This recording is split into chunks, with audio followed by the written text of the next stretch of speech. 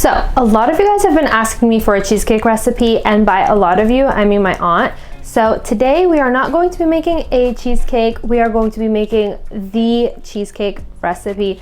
This is a recipe that is so good I could cry, but I'm not gonna cry because I'm saving my first YouTube cry for my first big internet scandal, and that's not happening today. But what is happening today is cheesecake, so let's get started.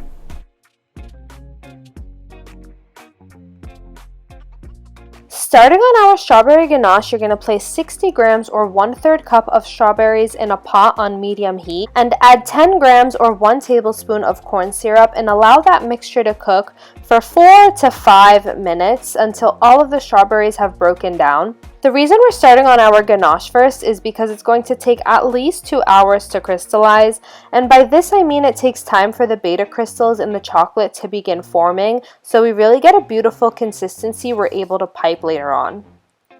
Now that our strawberries have broken down, we're going to pour that mixture over 120 grams or 3/4 cup of white chocolate, then put it in a food processor to quickly emulsify the ganache. The reason I love using a food processor for a ganache like this is because it doesn't incorporate any air into the mixture, so our final product is really silky.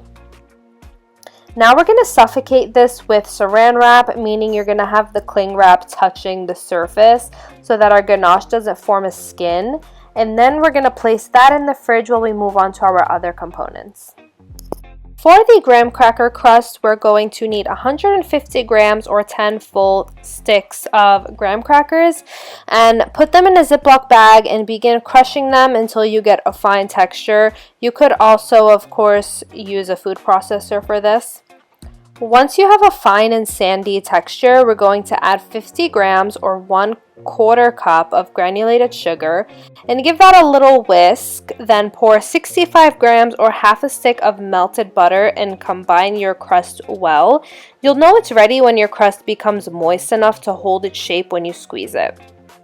Now we're going to take our springform pan, and I just lined the bottom of mine with foil, and I'm going to place my crust inside and using anything with a flat bottom, begin pressing the crust in as compact as I can.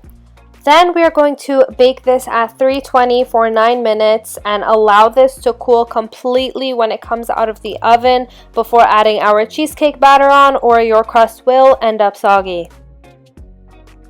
And finally, for the real star of this show, the cream cheese batter. You're going to begin with 530 grams or 2.5 packs of cream cheese, 150 grams or half a cup of sour cream, and 160 grams or 3/4 cup of sugar and paddle it until smooth. Then we're going to add 150 grams or 3 large eggs and 1 egg yolk, one at a time, making sure they're completely and thoroughly combined after each addition. This ensures that the eggs are mixing into our base rather than just mixing with each other, but you guys know the drill by now. Then in goes 18 grams or 2.5 tablespoons of cornstarch and mix that completely. Then stream in 105 grams or half a cup of cream. And finally, 2 grams or the zest of half a lemon. I know it is probably tempting to just zest the entire lemon, but it must be half, trust me. This is the perfect amount of zest. Do not complain to me if your cheesecake is too zesty.